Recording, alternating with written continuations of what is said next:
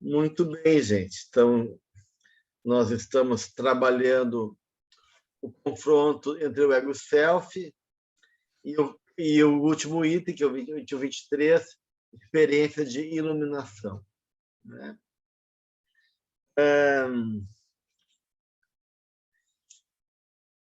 Eu não sei se ficou ainda.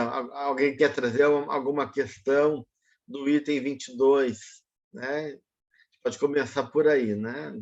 Trazer algumas questões ainda do item 22. Se alguém tiver algum tema, alguma questão para ser colocado, a gente começa então a partir disso.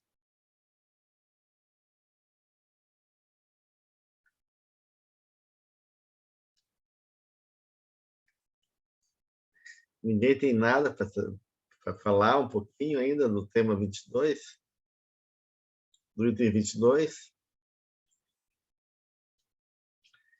Senão eu sigo, né? Ei, Gelson, boa noite. Boa noite. Desculpa, não levantei a mão. Olha, nós temos aqui elencado algumas questões, mas eu estou tentando abrir ainda. Peço perdão. Se tiver alguém que possa falar à frente.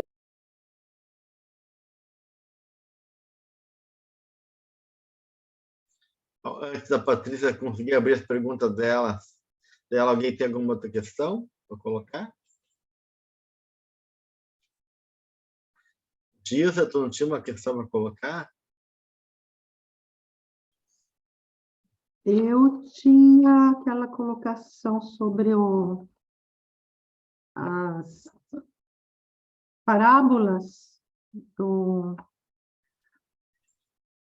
da ovelha perdida e da dracma, que era aquela, como a Joana colocou, né, que é buscar o ser, e pensando, refletindo sobre essa, como a Joana colocou ali, que Jesus traz, né, a ânima e o ânimo, através dessas duas parábolas, e como que essa busca, na verdade, a gente acaba pensando que é do ter, né, e algo exterior, né, como dracma, algo exterior, ou ovelha, algo exterior, mas, na verdade, pelo que eu entendi, eu queria até ver se o entendimento é correto, seria algum potencial nosso mesmo, ou algo que está dentro de nós, que tem que ser restabelecido, tem que ser buscado, né, através desses arquétipos da ânima e do ânimo,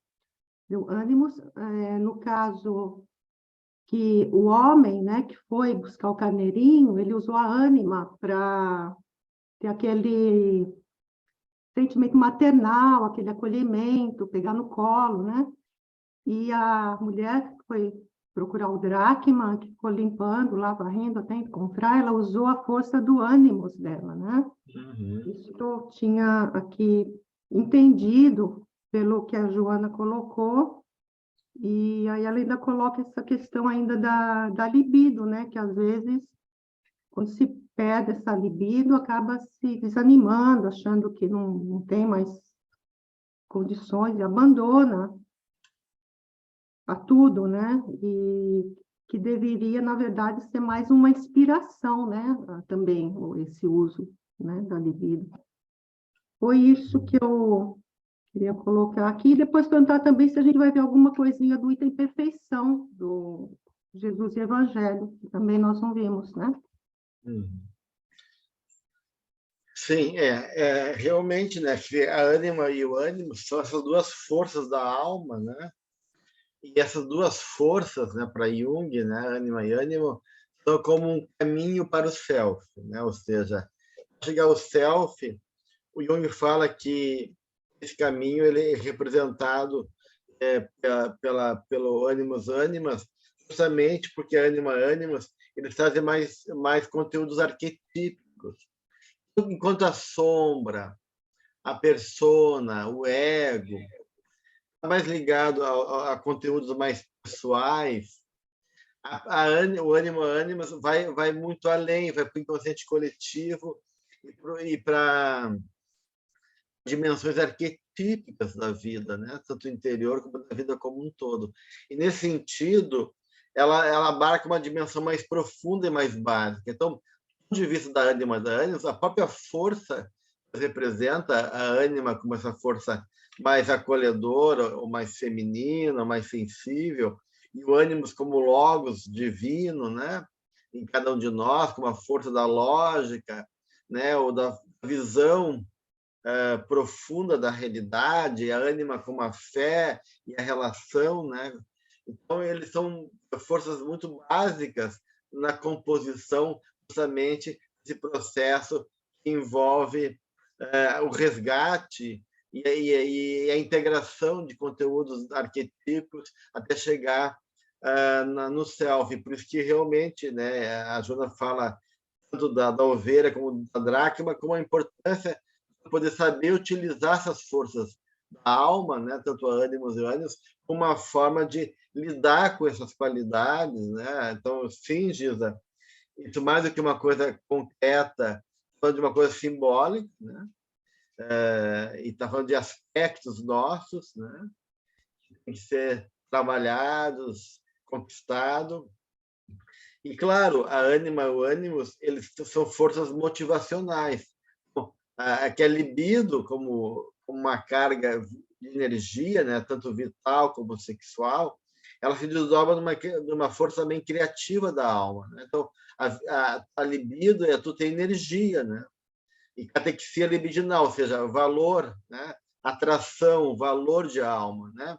Quando tu tem então, do ponto de vista junguiano, a questão da libido vai além da questão sexual, porque envolve uma catexia,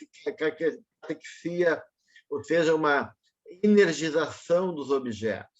Quando o corpo tem libido, né? Ele está envolvido de uma energia, de um valor de alma, né? Ele se torna atraente ou simbólico, né? Com um valor representativo, né? E, nesse sentido, a libido realmente é uma força que é mobilizada através desse significado de um sentido que a proposta da Joana tem que ser maior do que a proposta do desejo concreto, fisiológico ou sexual, né?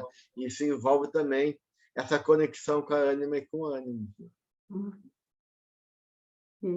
Obrigada. Débora? Nossa, duas coisas. Uma é uma dúvida conceitual mesmo, assim, que eu estava relendo o capítulo 4 e 5, ainda nesse ponto que a Giza trouxe, né, das experiências de iluminação.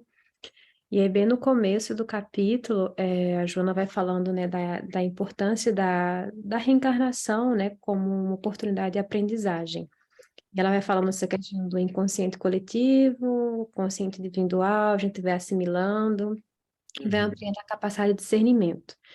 E à medida que a gente vai ampliando, a gente vai compreendendo, né, um pouco mais. E aí ela fala em duas coisas. Uma no arquétipo primordial, né, que depois eu fiquei na dúvida se arquétipo primordial seria Deus, ou se eu entender errado. E a segunda coisa, assim, não sei se eu concluí errado, mas pela maneira como ela vai discorrendo aqui, parece que o fato da gente ir, né, penetrando nesse inconsciente, né, individual, coletivo, né, vai gerando esse grau de compreensão e satisfação maior. Aí a gente vai se autoconhecendo um pouco mais, né, aprendendo meio que assim essa questão de domar as más tendências. E aí isso ela fala assim no terceiro parágrafo, né? Nessa conquista, a individuação torna-se plena e enriquecedora, tornando-se um verdadeiro reino dos céus. Aí eu fiquei pensando, então quer dizer que o reino dos céus, na verdade, ele vem desse estágio interior de compreensão, é isso, Gelson, de quem a gente é, dos nossos conflitos e fazendo parte desse processo, seria, porque para mim a caída de ficha foi assim, essa palavra compreensão e a associação com o reino dos céus. Sim. Vamos por partes, então. O arquétipo primordial é Deus, sim, né? E na medida que a gente vai adentrando o inconsciente, né? A gente vai adentrando não só o aspecto do inconsciente pessoal, que envolve a nossa história reencarnatória e os conflitos que têm que ser superados, integrados, né? Mas também a gente vai além elementos arquetípicos, né, que envolvem assimilação, que ele vai falar, não só da sombra, mas também do ânimos da ânima, ele fala das 4 funções, da consciência também, que ele vai depois desenvolver todas as funções, né, o sentimento, a sensação, o pensamento, a intuição. Então, tudo isso vai o quê? É uma expansão da consciência. A compreensão aí não é uma compreensão apenas racional. Quando ela fala em compreensão, ela está trazendo uma compreensão que envolve a totalidade da nossa alma, né?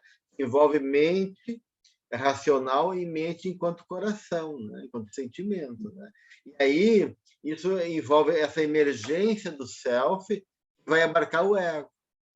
O ego vai sendo um pouquinho também assimilado e integrado pelo próprio self, né? Então o self ele não exclui o ego, ele inclui, né? E chega um momento então nesse processo de individuação, no caso da Joana, não no caso do Jung, né? Porque essa individuação da Joana é uma dimensão maior, né? Mais profunda, não é uma individuação de uma encarnação, mas é uma individuação enquanto processo justamente de iluminação interior, né? De poder chegar nessa plenitude, que envolve realmente uma consciência iluminada, né? Não só desperta, que compreende, né? E compreendendo, ela compreende não do ponto de vista dos fatos, mas compreende do ponto de vista do espírito, né? E essa compreensão da realidade, né, no nível mais profundo, vai fazendo com que ela possa então, mover o seu compromisso para essa caminhada justamente da autoiluminação, uma caminhada que envolve várias etapas até chegar nessa individuação que a Joana coloca. Né? Obrigada, Gelson. Patrícia? Ok, Gelson. Aqui tem uns pontos que ela fala um bocado da persona. Eu acho, a gente mandou para você algumas questões e eu chamaria atenção, por exemplo, no Experiências de Iluminação, ela fala que a persona se fortalece, né? Ela diz, muitas das atividades humanas e ocorrências psicológicas são resultado, é a pergunta 4, são resultado dessa saída sem a perspectiva, pelo menos racional, da volta, o que se transforma numa atitude de definição de responsabilidade pelo que possa acontecer no futuro. À medida, porém, que a pessoa se fortalece, ampliando a capacidade de compreensão e identificação, torna-se maleável, submete a necessárias mudanças, conseguindo a integração com a sombra. E juntando a essa, já a pergunta 5, que ela volta a referir esse processo de unificação com a persona e a terapia psicotrópica, os efeitos orgânicos. Eu achei essa parte assim um bocado confusa. Não sei se você pudesse falar um pouquinho sobre essas duas questões, eu agradecia. Uhum. Tá. Não sei se na verdade, o que acontece, né? A persona ela é necessária. A gente viu que a persona é um arquétipo da adaptação, né? Então, a gente se adaptar ao mundo, a gente tem que ter uma persona adequada. A persona é tipo uma roupagem necessária que a gente tem. Uma pessoa que não tem persona, ou que não estrutura bem a persona, ela não consegue criar essa adaptação no mundo, né? Ou que ficou muito... Mas uma identificação com a persona, e isso é o problema, né? Faz com que tu vive o mundo da consciência coletiva, e não um mundo individual, né? Então, essa persona vai enrijecendo, vai se tornando o mundo da aparência, como diz a Joana, né? E aí, de uma certa maneira, uma persona muito presente ativa o quê? A sombra. Porque tudo aquilo que eu não reconheço em mim, porque eu estou preso na persona, vai ficar na sombra. E a sombra vai insistir a que eu possa, de uma certa maneira, me confrontar comigo mesmo. Porque a gente viu que a sombra é uma forma de equilibrar esse jogo do ego com a persona.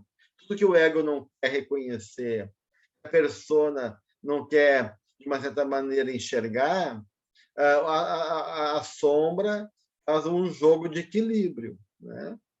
Então, de uma certa maneira, né, que se a pessoa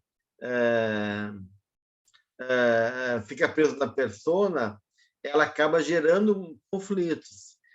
E por isso que ela fala que a sombra é necessária, porque na medida que eu aceito a sombra, daí evito conflito, eu estou reconhecendo uma parte minha, mesmo que a persona não aceite essa parte, mesmo que o mundo não aceite essa parte. E aí eu vou poder, de uma certa maneira, a partir disso, construir um caminho de compreensão maior da minha natureza, né?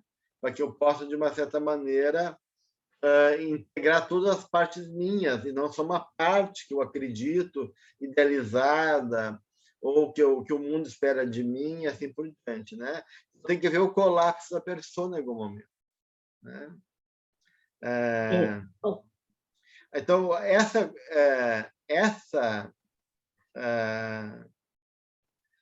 fortalecimento da persona aí, né? É quando a persona está adequada, né?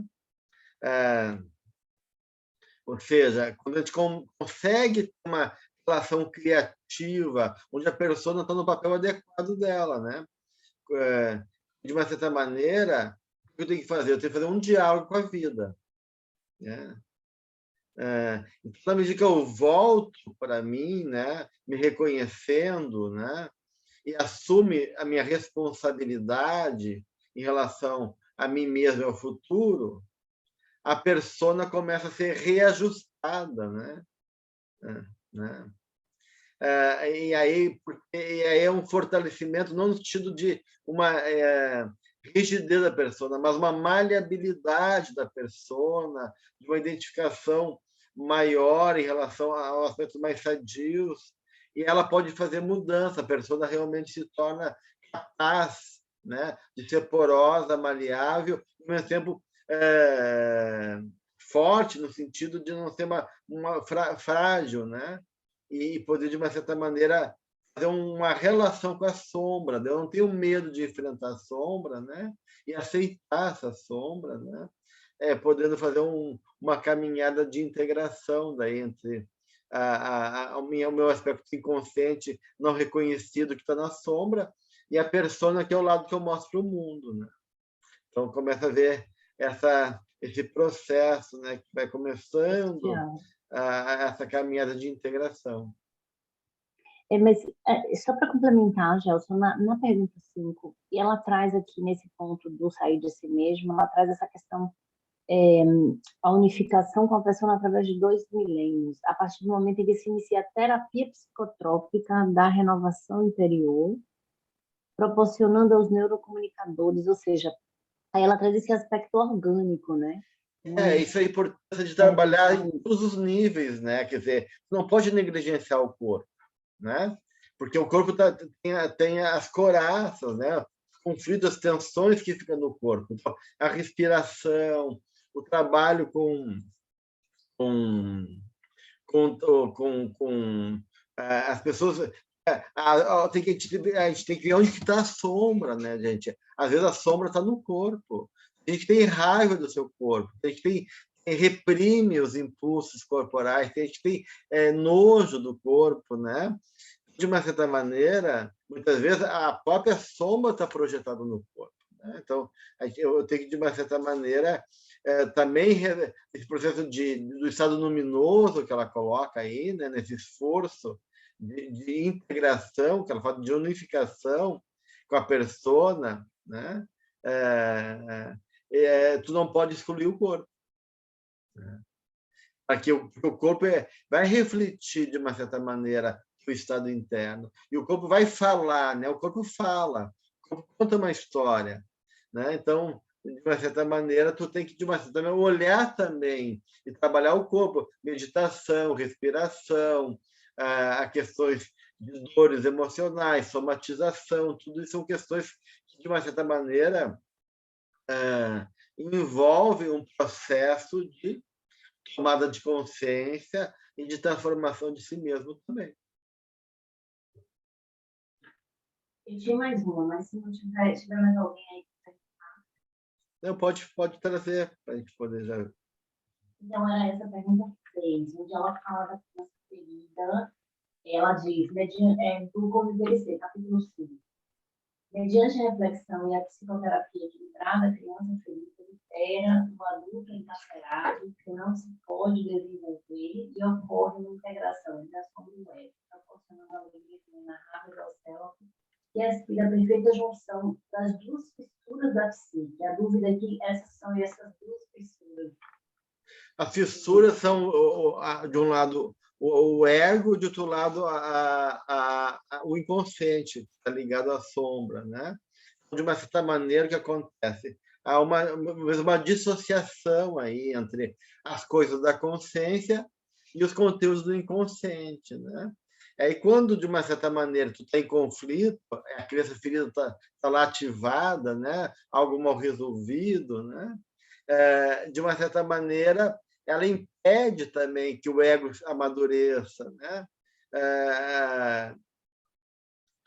E aí não consegue haver um processo de capacidade de eu lidar com a vida, seja interna, seja externa. Então, de uma certa maneira, eu tenho que buscar realmente, né, reconhecer esses aspectos inconscientes ligados às minhas feridas internas, para poder chegar realmente à criança divina, que é o self.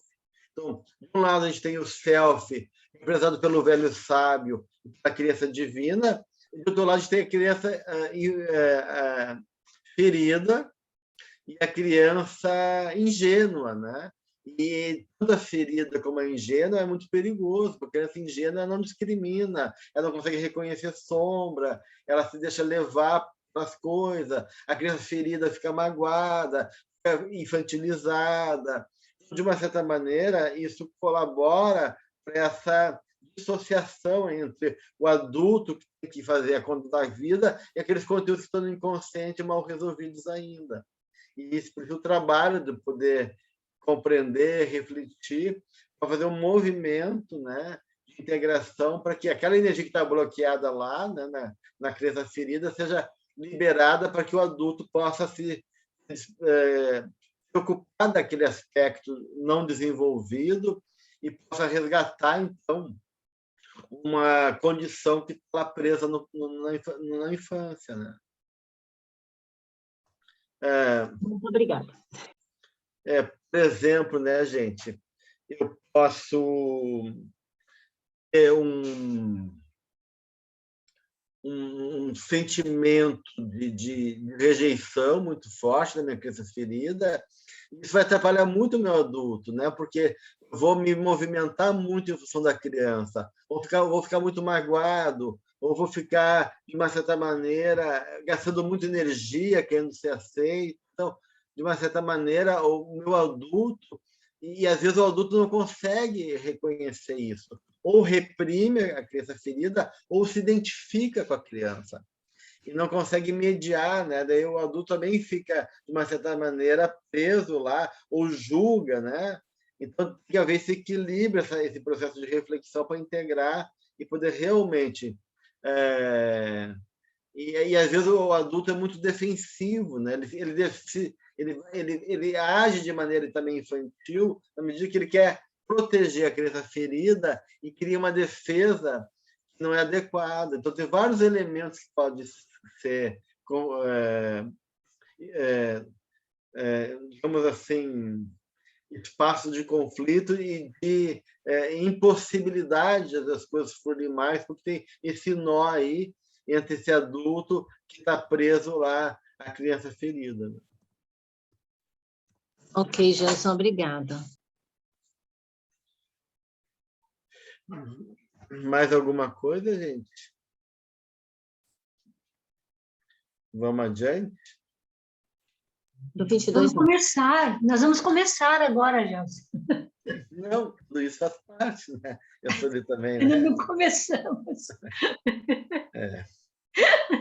Bem, então, de uma certa maneira, né, a gente trouxe alguns capítulos para falar sobre justamente essa ideia da experiência iluminativa, né?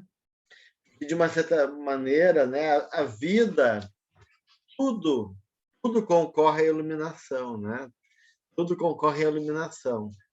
Todas são experiências favoráveis ao nosso despertar, à nossa caminhada, à nossa conquista espiritual.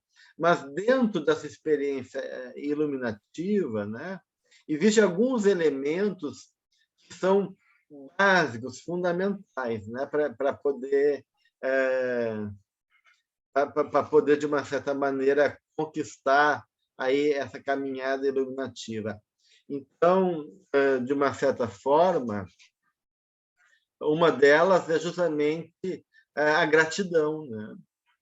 A gratidão é um caminho fundamental para a individuação, a Joana vai colocar, e, claro, aí, consequentemente, para a iluminação. Então, de uma certa forma, né, quando ela propõe a ideia da gratidão, ela está trabalhando nesse nível já da integração de uma consciência que reflete a realidade não só pela cabeça, mas pelo coração, porque a gratidão é esse estado, né, de reconhecimento. Um reconhecimento que não é só cerebral, mas é um reconhecimento a nível do coração, da presença de Deus nas coisas. A gratidão é um estado de pertencimento. Quando eu sou grato, eu reconheço que eu pertenço a Deus, que Deus está presente no seu amor e na sua sabedoria em todos os aspectos da vida. E aí eu começo a fazer uma relação de comunhão com Deus. A gratidão é um exercício de comunhão com o céu, né? Seja com Deus enquanto fonte criadora, como também como o nosso Deus interno, né? Enquanto processo de caminhada do nosso processo evolutivo, né? Então isso é fundamental, né? Essa experiência da conquista. Então, de uma certa maneira, e a gratidão dá um significado psicológico, diz a Joana, né? Tu sai dessa dimensão egóica e rompe o ego, né? A partir de uma dimensão mais profunda da realidade, né? Então, esse sentido, esse significado que a Joana coloca é vivido na gratidão. Ele é vivido. Ele não é só racional, né? Porque a Joana fala de uma emotividade superior, né? E a gente vai começando a ter um estado de júbilo, né? Rompendo essas correntes do ego e das paixões, né? Em nome a uma dimensão mais amadurecida, né? Mais amadurecida, que vai levar a essa dimensão de me perceber, né? E perceber Deus, né? Nas coisas. Né? Então, esse é um caminho bem importante, né? Porque a gratidão envolve uma série de coisas, envolve consciência, envolve respeito, envolve conexão, relação, né? E aí tu começa a ter cuidado, respeito, consideração, né? Em relação à vida. A vida se torna sagrada, a sacralidade se torna vivo, né? É um resgate do mundo vivo com a gratidão. As coisas começam a estar aqui sagrada porque a vida divina está presente na realidade, né? Santiago, tu quer colocar alguma coisa?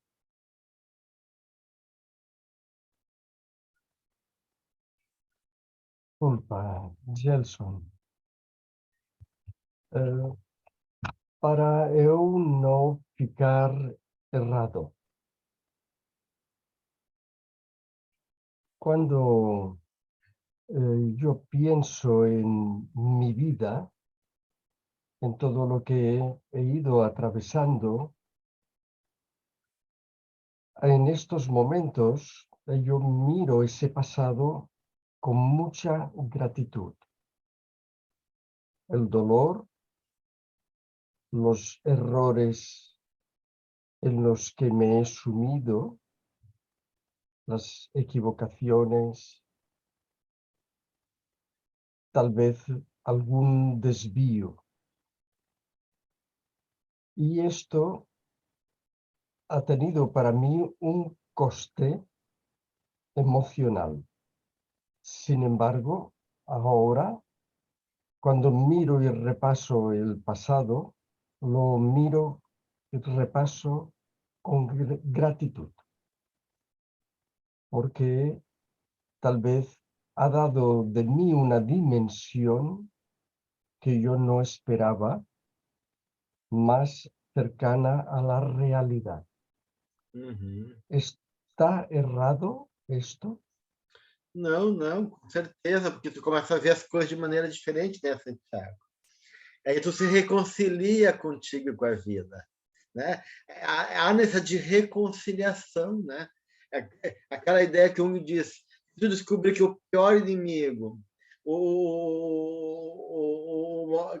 não está dentro, não está fora de ti, mas está dentro de ti, tu tem que reconciliar contigo mesmo, suportar a ti mesmo, né? Então, é uma reconciliação conosco mesmo.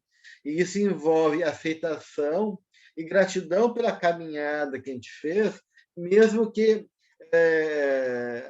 muito desse passado envolve partes toscas da gente ainda, né? Limitadas e imperfeitas, mas que fazem parte desse caminho maravilhoso, que foi conquistado com muito suor, sangue e lágrimas da nossa parte, né? E que, de uma certa maneira, ajudou a despertar nossa consciência para a realidade, né, Santiago? Então, é importante isso, sim, né?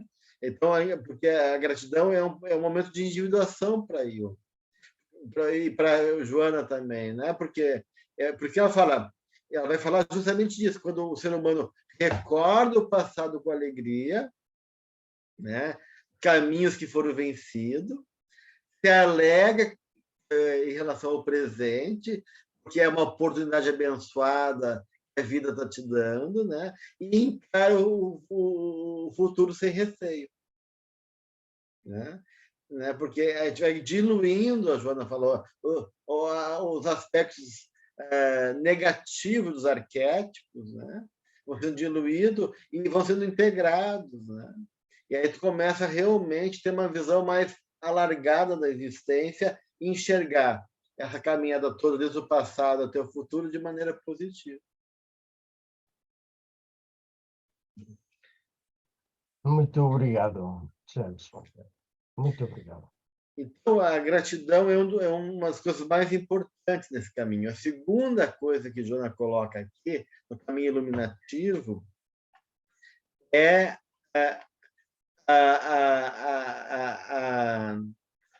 um ideal, né? Um ideal, né? Que ela está chamando aqui de experiências visionárias.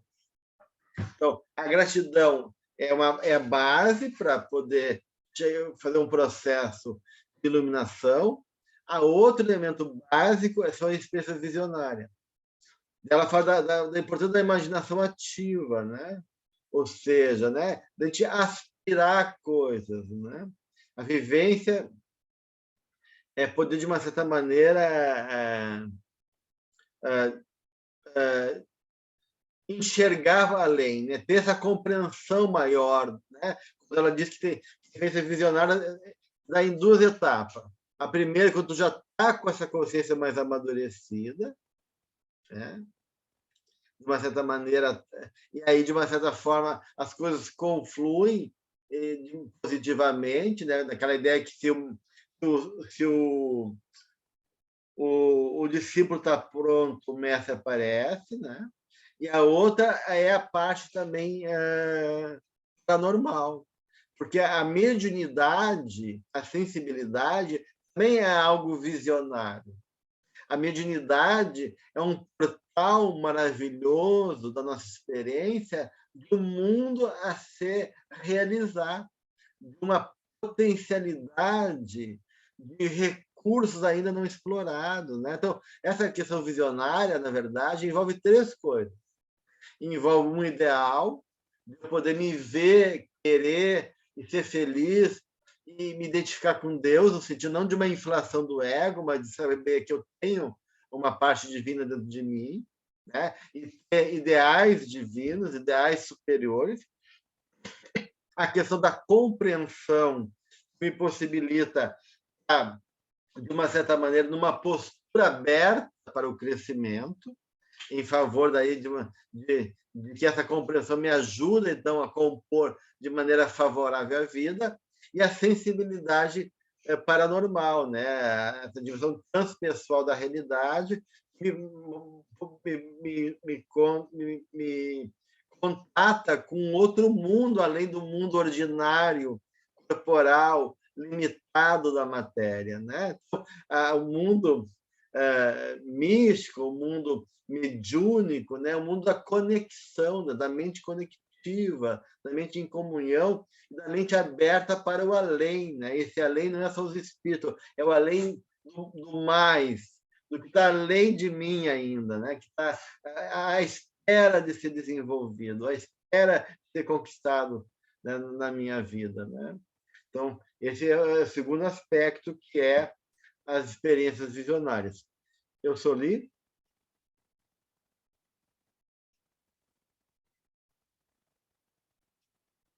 Eu estava pensando, as pessoas que não têm, que a mediunidade é muito, muito pequenina, ela não tem assim aquela condição do médium que pleno mesmo, as suas faculdades estão bem desenvolvidas, pelo menos duas bem desenvolvidas, né? E então eu comecei a escrever aqui, sabe? Pensei, puxa vida, deixa eu encontrar. É aqui, ó. Eu fiz até uma comparação, sabe? No processo de autoiluminação. Bom, você não chegou ainda ali, né? Mas eu fiz uma comparação assim, que aquele, por exemplo, né, que é irracível, que com um complexo enorme de inferioridade, ele está com muito por fazer ainda, né? Porque é um complexo, mas é um complexo que limita a vida da pessoa, né? E comparando com aquele que do processo, que já não está no processo de autoiluminação, é através da vibração de generosidade. Então, eu coloquei uma das características também, a gratidão, a generosidade, o altruísmo, a bondade, e daí você vai colocando os outros também, que se desdobram, é através da sua vibração de generosidade, que se desdobram os sentimentos de benevolência para com todos, de simpatia e afeto por todas as formas de vida. Quer dizer, aí não existe diferença, mesmo não senciente. Montanhas, pedras, metais, vales, rios, mares, florestas, jardins. Então, isso é o oposto, né, ainda do egoísmo e aqui. Fiquei até com pena quando eu vi aqui os complexos de muita inferioridade ou de muita superioridade. Essas pessoas portadoras do complexo de inferioridade são rudes, ingratas, exigentes, comprazendo-se em humilhar os servos e auxiliares. Horrível. Mantendo-se dominadoras e inacessíveis. De maneira idêntica a outras portadoras do complexo de superioridade, nem sequer se permite a convivência saudável no ciclo familiar e social em que estagiam, não ocultando o conflito que as amargura. Mãe do céu! Então, é realmente o oposto, né? Então, olha o caminho ainda para... Já pensou se não tem a mediunidade? Daí que está frito mesmo. Na verdade, né, todos nós vamos ter complexo, né? Os próprios santos, né? O Chico tinha complexo, o São Francisco tinha complexo, né?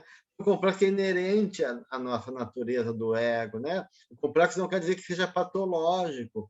E um pouco, então, de uma certa maneira, encarnado, de uma certa maneira, impõe certos dramas que fazem parte da nossa existência. A questão toda não é ter complexo, é não ser possuído por eles, né? Porque complexo a gente vai ter, mas não deixar que eles tomem conta e nos possuam, a gente fica identificado com eles, né? A gente, por exemplo, o São Francisco, né? Ele era muito preocupado, ele tinha uma certa ansiedade, a Clara tinha que acalmar ele, porque ele fica muito impressionado e daí muito mobilizado com as coisas. Era um tipo de complexo que que ele tinha, né? Então, nós todos temos complexos, né? Que fala um pouco do nosso jeito, da nossa forma de lidar com as coisas, dos núcleos emocionais que envolvem, né? Mas não quer dizer um defeito. Isso quer dizer um jeito de ser. O complexo se torna negativo, realmente está a serviço, né?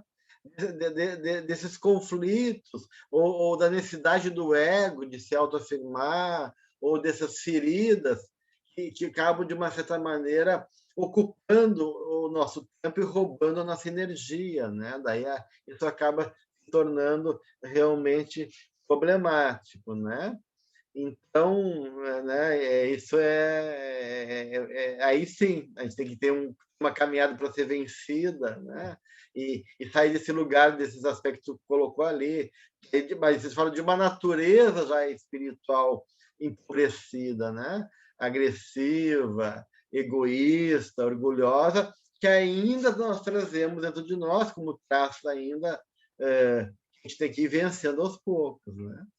E aí esses complexos são realmente patologizados e muito negativos. Daí, né? Bem. E, por último, né, o terceiro elemento importante nessa caminhada de construção iluminativa é a caridade, né, gente? Então, a gente tem a gratidão, a experiência visionária e, de outro lado, a caridade, que é o exercício do amor, né? A caridade, porque lá no Evangelho, tem caridade numa salvação, né? Então, a caridade é a base também da experiência iluminativa, até porque a caridade ela sintetiza várias experiências emocionais fundamentais de transformação do nosso ser, porque ser caridoso eu tenho que me colocar no lugar do outro. É um exercício de empatia, é um exercício de humildade, né? Eu não posso me colocar acima do outro, né? Para ser caridoso, eu tenho que ser humilde. Para ser caridoso, eu tenho que realmente sair de mim, né? Do meu egoísmo e estar aberto ao outro, né? Ser caridoso, eu tenho que movimentar energia, né? Eu tenho que ir ao encontro do outro, eu tenho que criar alguma coisa, eu tenho que dar alguma coisa de mim, né?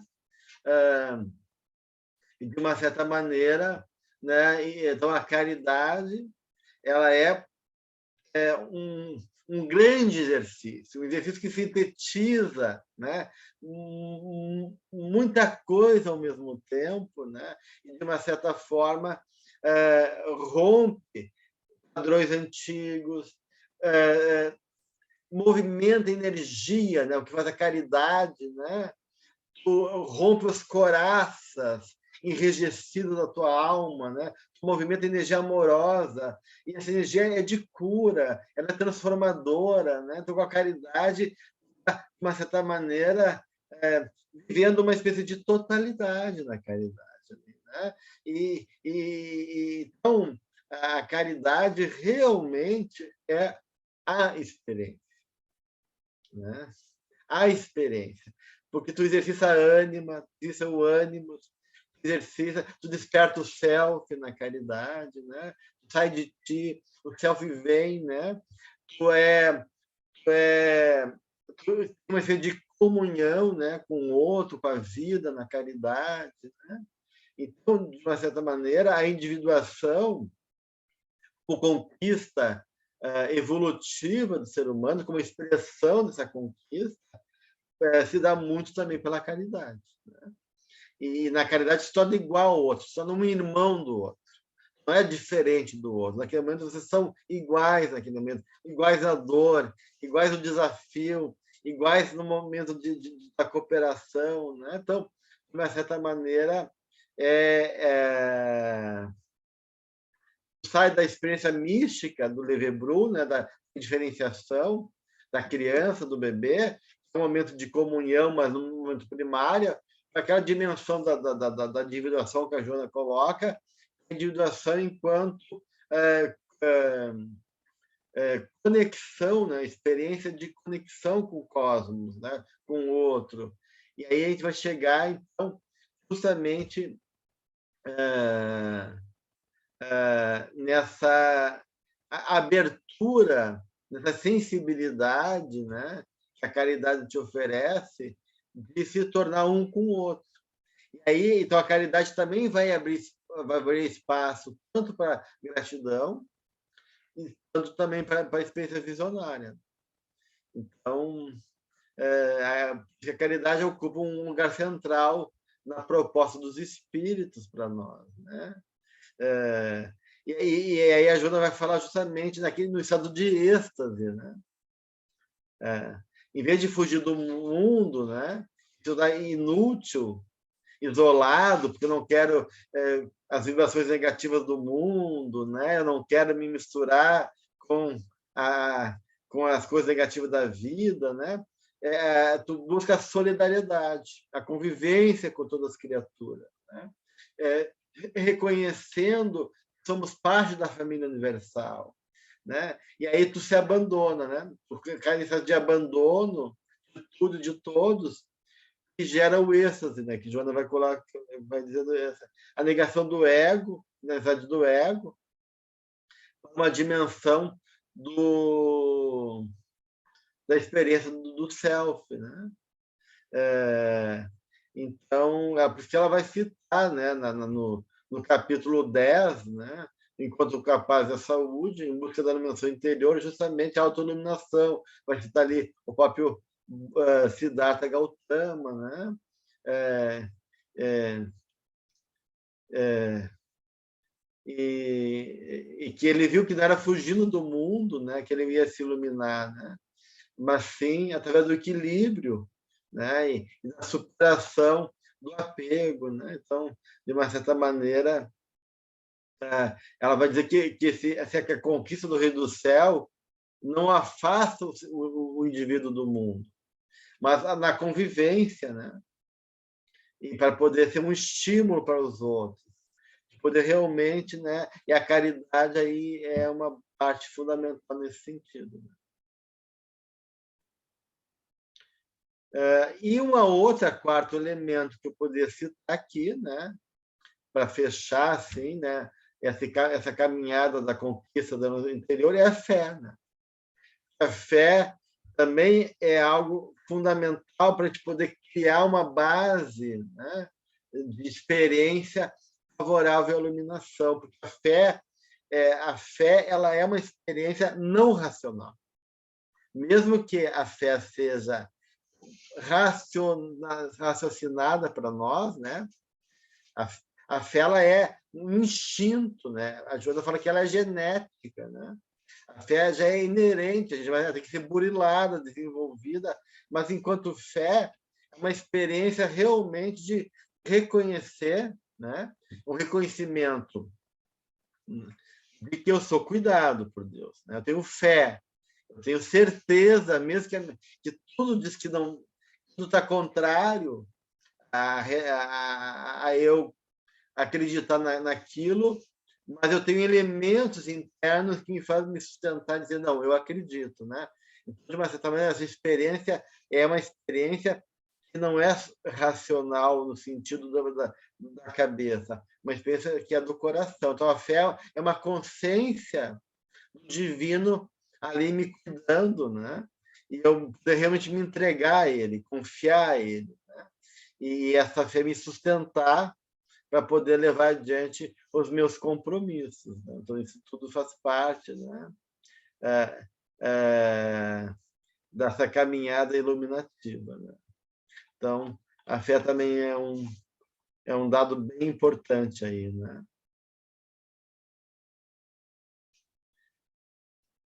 Então, nós temos aí 4 fontes bastante ricas da nossa caminhada iluminativa, né? A gratidão, a experiência visionária, a caridade e a fé. O Santiago perguntou aqui, e perdoar o passado também? Perdoar o passado em relação àquilo que a gente estava falando antes, Santiago? Sim, sem perdão não há solução, não tem como avançar. E a gente tem que perdoar tudo, né? A nós mesmos, a outro, e aí inclui o nosso passado também. Eu tinha algo para perguntar, mas eu não vou perguntar agora, não, porque não dá mais tempo. Mas depois eu posso escrever também. Obrigada, Doc. A gente tem alguns minutinhos ainda, se alguém quiser falar sobre.